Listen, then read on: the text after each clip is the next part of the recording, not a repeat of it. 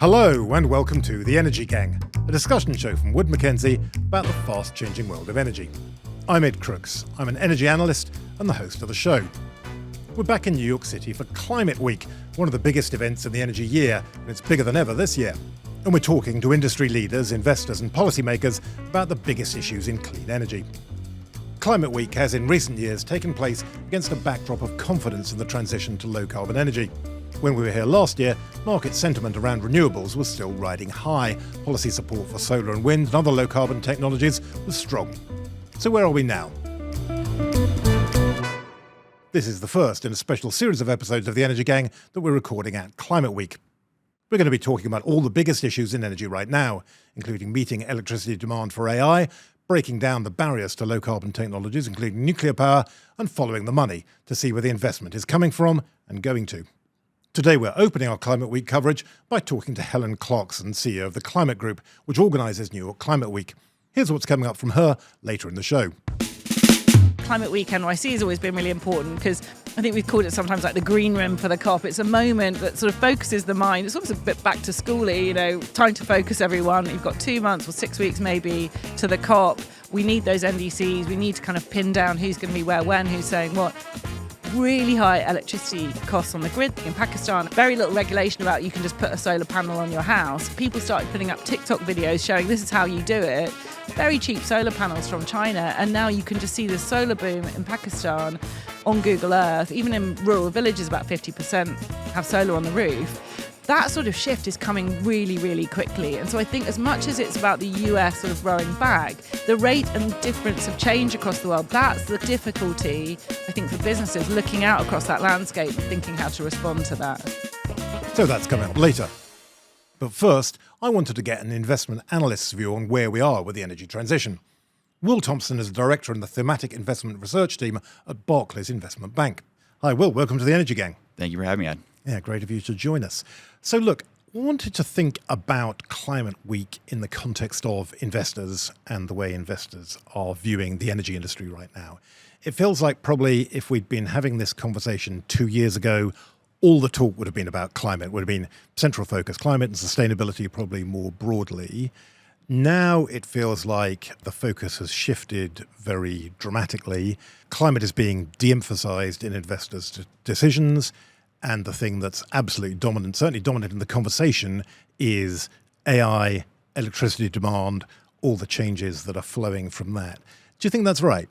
Yeah, I mean, we at Barclays hosted our annual energy conference earlier this month, and two central themes was obviously the integration of AI, both in the upstream side, but also in terms of advancing clean tech technologies. But secondarily was addressing this growing load growth that is associated with data centers and our AI ambitions. And how big is that opportunity, do you think? You hear a lot of numbers being thrown around. People talk about very steep growth in electricity demand just out to 2030. Maybe there's another 100 gigawatts or so of demand that could be there on the system, and therefore very significant need for investment in new generation capacity and in transmission and distribution infrastructure as well. Do you think that's right? No, I mean, we're seeing it. We've been actually, even despite the January events of DeepSeek, saying that this train has really left the station.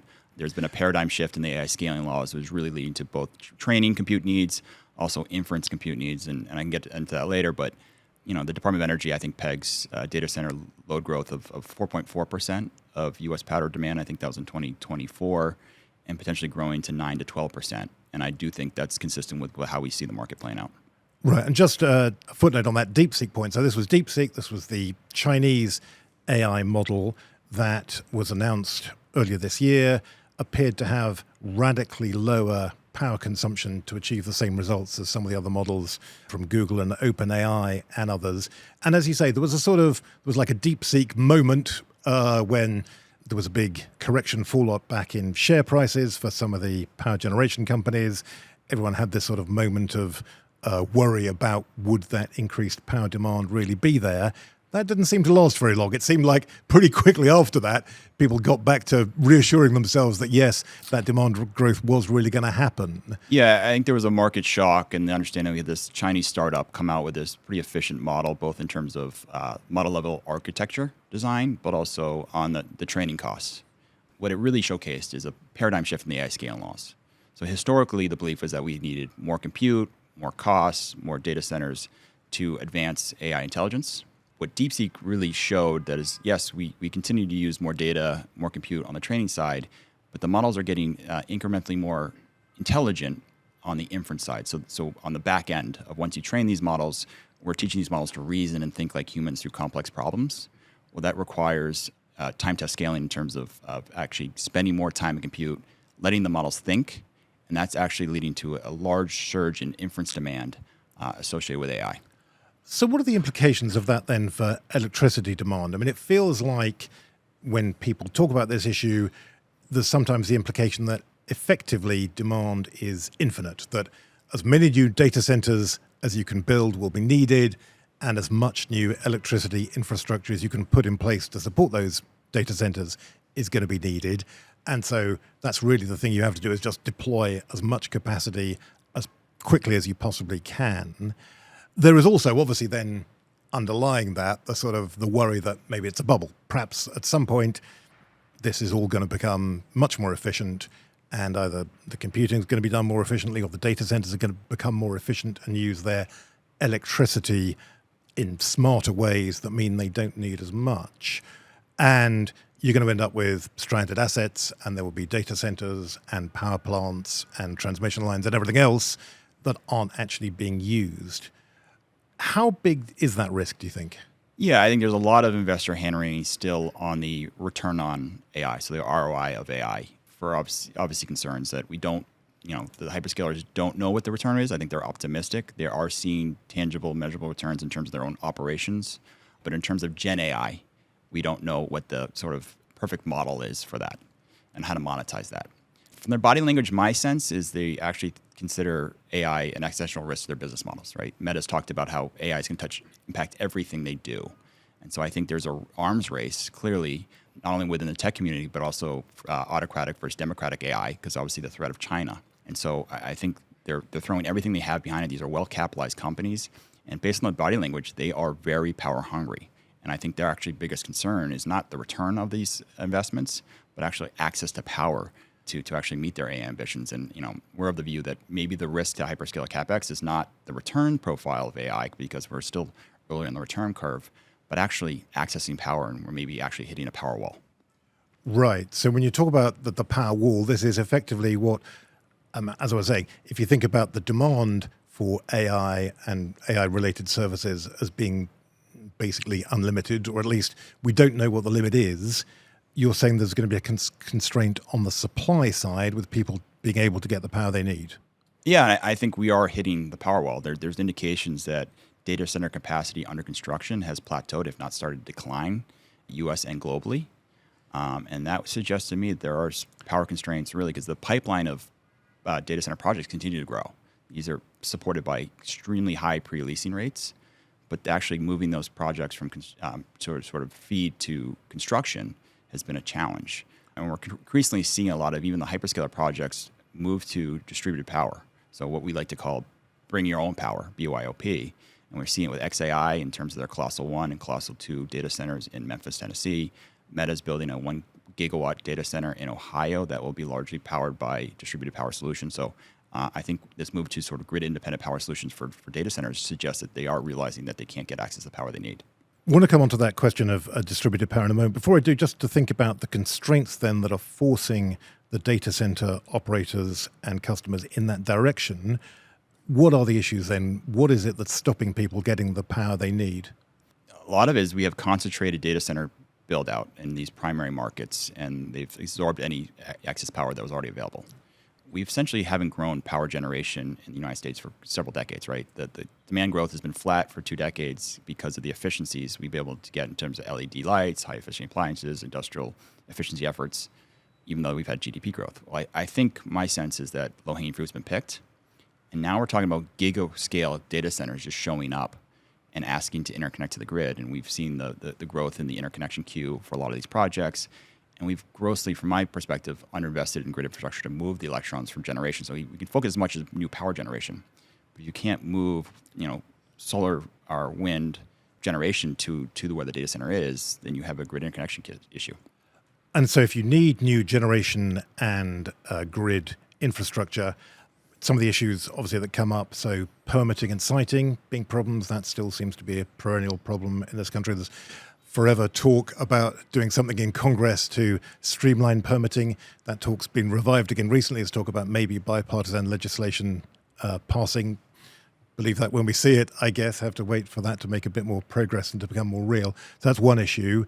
Another issue clearly is the question of how that infrastructure gets paid for and what the impact is on customer bills. And certainly you see it is generally the case, I think, that a lot of people in the United States right now feel that their personal finances are strained, and rapid rises in electricity bills. I think electricity bills rising on average by 7% or so in the US this year. That makes a lot of people unhappy. People notice that. You get political pushback, certainly in quite a few areas where people are looking to build data centers. You're finding political resistance. I was very struck on the social platform X the other day. Ron DeSantis, governor of Florida, Republican, you would think of as generally kind of a business-friendly type of person. He was saying, we're worried about these data centers. They suck power off the grid and they don't contribute anything to our economy. So I'd say lots of different signs of resistance coming. Do you think that's something that's really going to obstruct data center build-out? Yeah, there's already been NIMBY resistance, particularly somewhere like Northern Virginia, where, again, they've impacted grid reliability. They're leading to higher energy prices, particularly in the PJM market. We saw the impact of the PJM auction and the potential pressure that will have on utility bills for consumers. And I think I do worry that this will get highly politicized. And so this could be, as we try to figure out, there's clearly bipartisan support to lead on AI against China. But I think where we lack consensus is how do we do that? And then the other thing that we follow quite closely at Wood Mackenzie is equipment and equipment supply chains, and whether companies building infrastructure are able to get the components and equipment they need. It seems like that's becoming a big problem. If you look at wind and solar, actually availability there is not so bad, but we've had the administration putting various regulatory barriers in the path of wind development in particular, also to its extent for solar. We've had, of course, tax credits for wind and solar are on their way out as a result of the legislation often known as the One Big Beautiful Bill that was passed in July. So the administration very much trying to encourage investment in new natural gas generation, because they say you need reliable baseload power that's available 24/7, that's dispatchable and can support the grid, therefore, in that way. And that supply chain is pretty tight. And I think our numbers are showing that on average, if you order a new gas turbine, you're going to wait 4 years for it today, and can be significantly longer than that. And so that, again, is another reason for significant delays in getting new capacity built. How do you think that gets resolved? I mean, you were talking about distributed generation as being part of the answer, so that maybe gets around some of these issues with NIMBYism to an extent, and certainly could be a way to get around concerns about new demand on the grid, creating pressure to drive prices higher. But still, you need the equipment, right? You have to buy it from somewhere. Yeah, I think we obviously are seeing the demand signal today that we need this new generation and the transmission to move the electrons. I think there's obviously the continued overhang of the uncertainty around the sustainability of hyperscaler CapEx. We have seen capacity additions added for the major OEMs who are producing these turbines, but it is across the entire supply chain, because we've been talking about large power transformers that are critical, both on sort of the generation and the receiving end of these transmission wires. And we hear 3 to 4 year lead times. We're highly dependent on European imports for a lot of this equipment, and it still requires skilled labor to produce. And a lot of it requires specific steels that we don't actually have a lot of suppliers. We have one supplier of what's called grain or electric steel in the United States. So I think there's a whole lot of headwinds to standing up the supply chain to grow our generation, which we haven't done, again, in several decades. So I think there's a broad recognition that solar and wind can get us so far, but as to your point, we need baseload power to support these data centers, which are considered essentially a block load. They run 24/7, 365. And so, yes, we've seen strong demand for aeroderivative gas turbines, industrial-scale gas turbines, even fuel cells, and gas engines. So there's a whole supply chain that we're seeing a surge in demand growth for to support the move to distributed power. So how do you think this plays out then, both for the industry and in policy terms? For the industry, as we've been saying, these tech companies see themselves as being in a race to develop the most effective AI capabilities as quickly as they possibly can. In policy terms as well, there is a sense for the administration and on a bipartisan basis in Congress that there is an AI race between the US and China now, just as there was a space race with the Soviet Union in the 60s, or a race to develop the atomic bomb against Nazi Germany in the 1940s. These are kind of very high stakes, apparently, that we're playing with here. So something has to be done, it would seem, to get through that power wall that you're talking about, to make it possible to accelerate development of AI and the power infrastructure needed to support it. What do you think can happen? I think whoever wins the energy race can win the AI race. And that's obviously a global phenomenon that we're facing. The move to distributed power, I think, has been it's a focus on speed to power. And so the hyperscalers are less sensitive around the cost of electricity and more focused on when can I get it. And so I think there's a worry. There's obviously a competitive nature in this industry to be first to have the best frontier model. Meta even alluded to the fact that we have AI making AI better. And so being on the front edge of the AI race will give you a huge competitive advantage. And so getting that competitive advantage will require getting access to power. Yeah, very interesting. You use that phrase, speed to power. I was very struck by a statement that came out from the Energy Department very recently talking about a new speed to power initiative. They have clearly identified this as a big priority for them. Do you think we're going to see material consequences from that in terms of measures that will actually accelerate the deployment of energy infrastructure? We're seeing, you mentioned earlier about the challenges on infrastructure permit reform, right? We have state, federal, and local permitting, environmental reviews, then you have cost allocation, and you have to rate base this stuff. It's very complicated. We have 3,000 utilities in the United States. There's no master plan. Arguably, the best option for speed to power right now is solar plus batteries, but we need to stand up a lot of battery capacity to do that. So I think we're seeing policy efforts in terms of Texas State Senate Bill 6, which focuses on having backup power on site. We're seeing an effort in West Virginia for similarly to have backup power on site. So I think the recognition that we will add power capacity in state, but when the grid gets constrained, you need to have your own power available so that we don't constrain the grid at peak times, particularly somewhere in August where we have everyone running their air conditioners. So I think that's the back-end way to get around this. The fact that we can't add utility-scale generation and transmission fast enough is that we're essentially having the data centers become utilities with their own grid-independent solutions. So final thought then, taking it back to Climate Week again, what are the implications of that for emissions going to be, given that, as you say, it seems like there's increasingly a focus on distributed power. Some of the time that distributed power is literally just diesel generators. Some of the time it might be gas turbines, gas engines of various kinds. It feels like on the whole, doesn't it, that this push for speed to power and significant backup power for data centers to make it possible to get them online, that's just inevitably going to drive up emissions, isn't it? Yeah, the default form of cheap baseload power is natural gas. And so most of these projects are being supported by natural gas. So clearly there's an emission implication there. We still see the hyperscalers essentially meet all their annual energy demand needs in terms of virtual power purchase agreements for renewable and solar projects. But again, there's a mismatch in terms of the timing. So I think the stick which the industry should be measured by is 24/7 supply-demand balancing on the same grid network. We've gotten some disclosure from the hyperscalers on that, and we know that they're far behind the 100% target by 2030. And so I think their emphasis is speed to power today. We're going to use natural gas. We'll try to figure out how to decarbonize it down the road. In the meantime, we'll still sign a lot of virtual power purchase agreements to essentially say we're using 100% renewables in terms of annual matching. But then the long-term goal is to use AI to sort of advance the clean tech and decarbonization efforts. Right. And so in the long term, that means things like advanced nuclear. It might mean long-duration storage. It might mean geothermal. Might even potentially mean hydrogen, I guess. But in the short term, it's, as you say, solar, batteries, and gas, right? Yeah, and fusion, I think, is the hopefully maybe down the line, obviously, but maybe a binary outcome. But I do think it is. There's this message from, I think, some tech executives: do not constrain AI power demand today because of the benefits, both in terms of not only decarbonization but healthcare advancing society in the long term. So I think there is a balance between, do we constrain an industry that's obviously leading to higher emissions than they had signaled to us, or do we take the bet that AI is going to actually make the world a better place? And so I think we have to sort of navigate through that. And right now the focus really is on how do we get speed to power.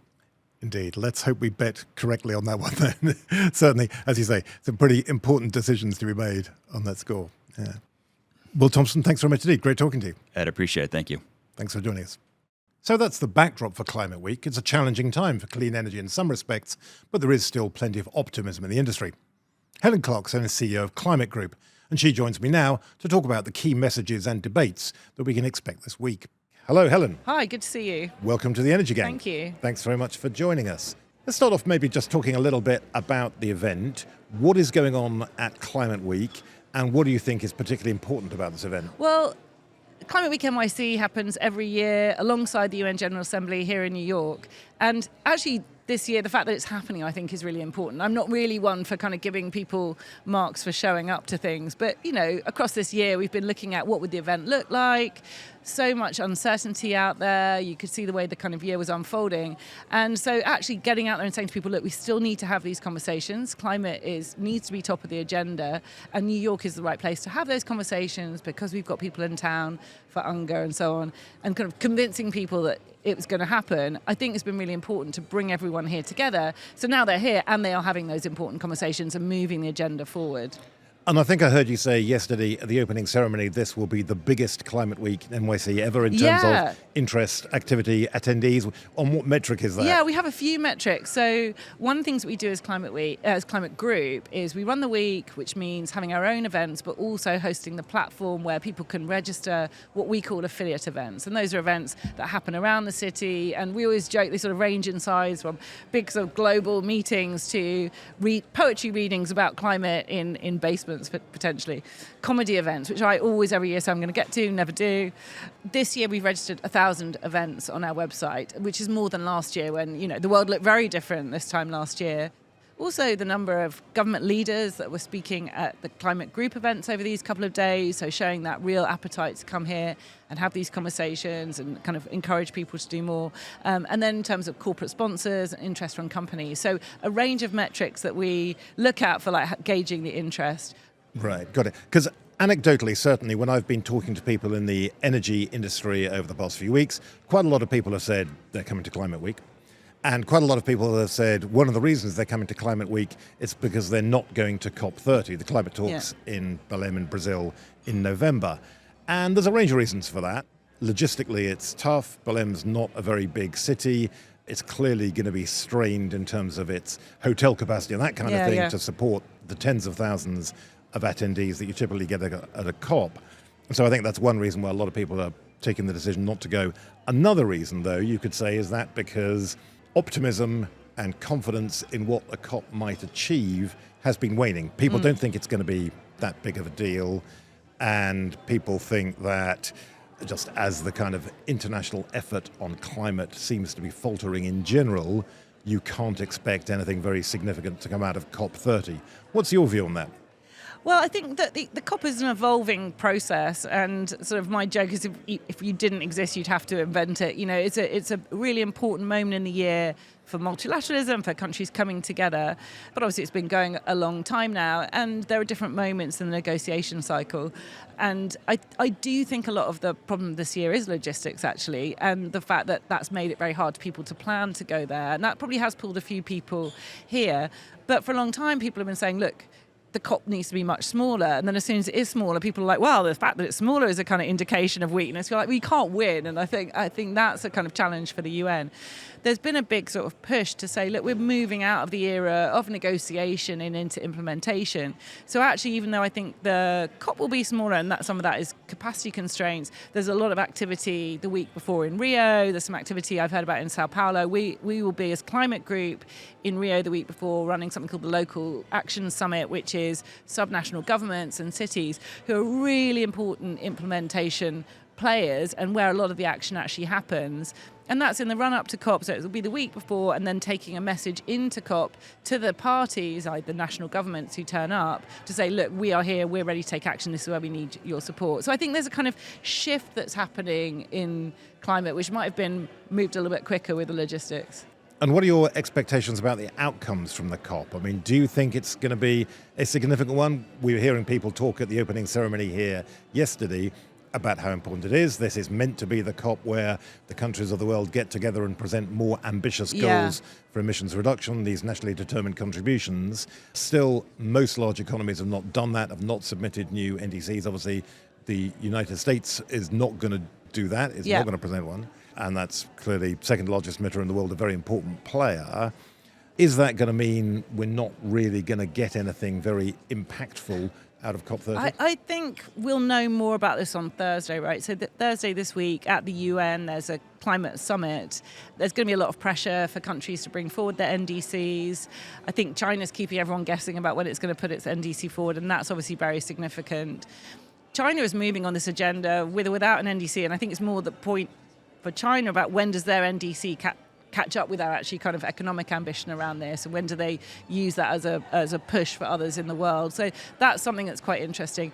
That's all slightly happening outside. You know, people are seeing the COP as the end date for that rather than they should have done this all in February. So yeah, things are delayed. They're not what we'd like them to be on that ambition front. There's a really critical next couple of months for the UN. But that's again where Climate Week NYC has always been really important, because I think we've called it sometimes like the green room for the COP. It's a moment that sort of focuses the mind. It's almost a bit back to school-y, you know, time to focus everyone. You've got 2 months or 6 weeks maybe to the COP. We need those NDCs. We need to kind of pin down who's going to be where, when, who's saying what.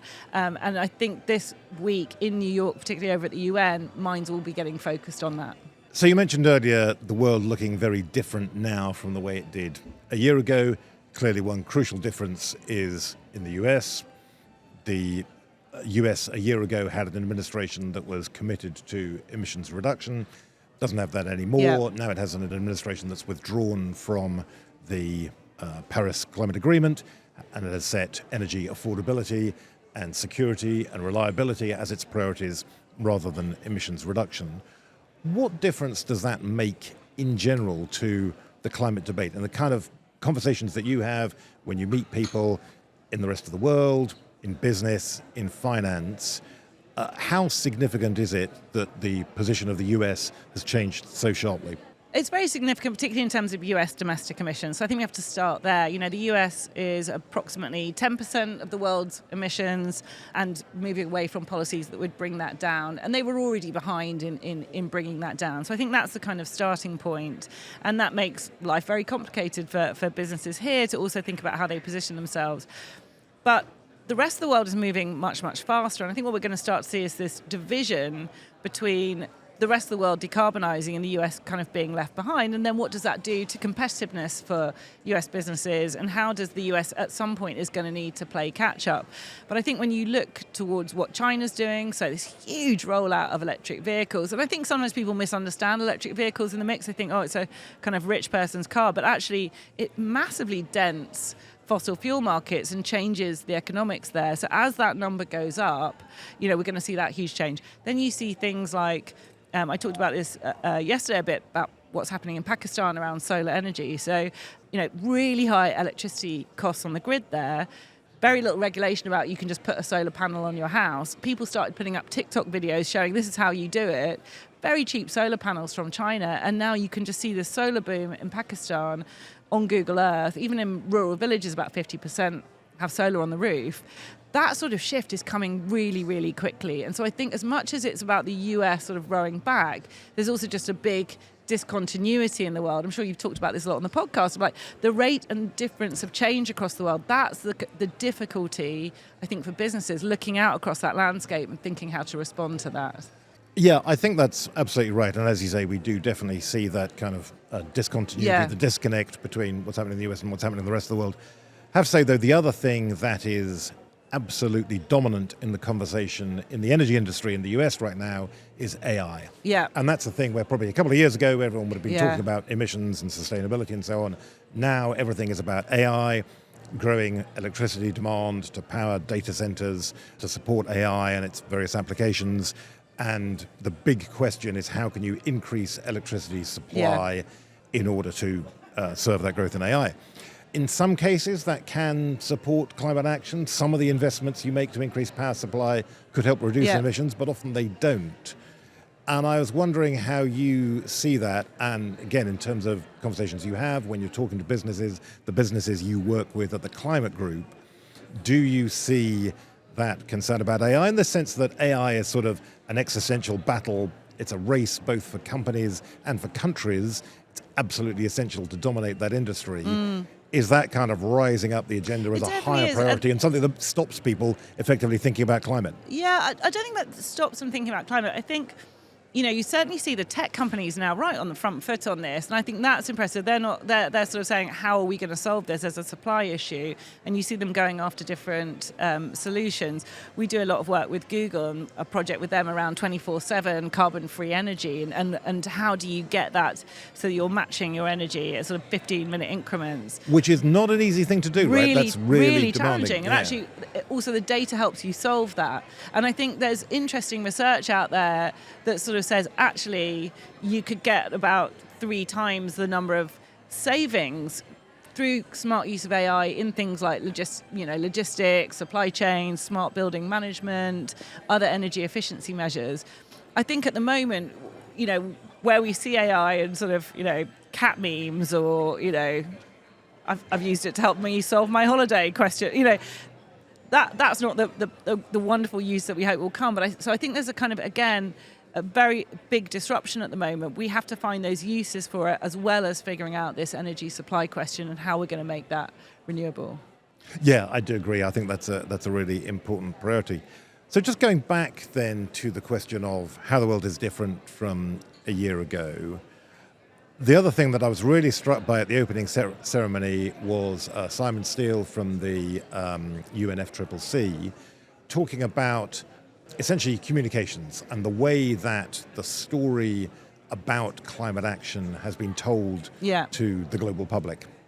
And he said something like, we have to acknowledge that we've made mistakes. We have not explained to people in the right ways what needs to be done. And he talked about, he didn't use the expression kitchen table issues, but that was basically the implication. He said, we have to talk to people about the things that matter directly to them.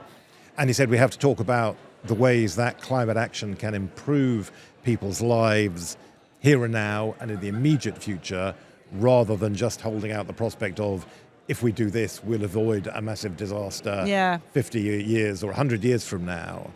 Do you think he's right in that? And do you think there is a shift in the sort of climate advocacy movement towards addressing those kind of problems he's identified? Or do you still have a way to go on that? Oh, I think there's a lot of work to do. There's the number of calls I've been on this year is like, we need a new narrative. And it's like, well, I don't think there is one narrative. And I think that's a mistake to think that. I'm also worried about an idea, which not at all what he's saying, but that we could stop talking about climate and get there a completely different way. Because I worry that, someone said to me, people will see their insurance bills going up and they'll connect that and they'll know that that means it's climate. I'm like, I don't think they will unless we tell that. So I don't think we can reverse away from talking about climate. It's Climate Week NYC, so it's obviously a big topic here. But I definitely do think it's true that we have to be sophisticated in how we talk to people and understand this is about kind of protecting lives and livelihoods. And it's not about tree hugging, it's about people living lives that are bearable on the planet and being able to feed themselves. I think that is a very challenging narrative, because you don't want to go too far into doom and gloom. You can't just kind of, as you say, kind of endlessly paint dystopias and help that changes, but we need to link it to people's lives. And I think a big job for us is going to be countering misinformation. And it's frustrating when you see endlessly the cost of net zero talked about, and we can agree that it's expensive. Not doing it is way more expensive. And we've lost, in the UK, the sophisticated analysis of the Stern report was done in 2005. We've had this conversation in the past, and we've allowed that to drop off the agenda. So I think it is tricky. We've got to get some breakthrough on some of those other messages, that the cost of inaction is far, far greater, both in sort of straight financial terms, but also in sort of risk and what lives are going to look like in the future. And that's a tricky needle to thread, yeah. I was going to say, given how tricky it is. How confident are you that you can turn the conversation around?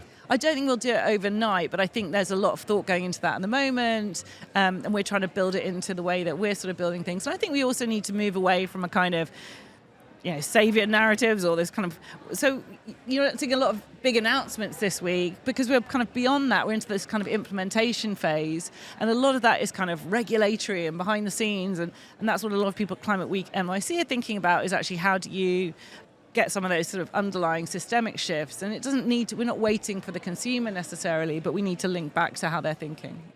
That is really interesting, and it's going to be fascinating to see how those shifts evolve over the next year and what the conversation looks like when we talk again a year from now. As Great. I very much hope we will. Yeah. For now, though, enjoy the rest of your week. Thank Helen you. Clarkson, thanks Ed. very much indeed. Good Great to talk talking to you. Bye. Thanks for joining us. Well, big thanks to Helen Clarkson and Will Thompson for joining us here in New York at Climate Week. And thank you all for listening. We really do value your feedback, so please do leave us a comment if you're watching us on YouTube, or leave a review wherever you're listening to your podcasts. And we'll be back very soon with more special coverage of the most important stories in clean energy right here at New York Climate Week. I'm Ed Crooks. Thanks for being with us.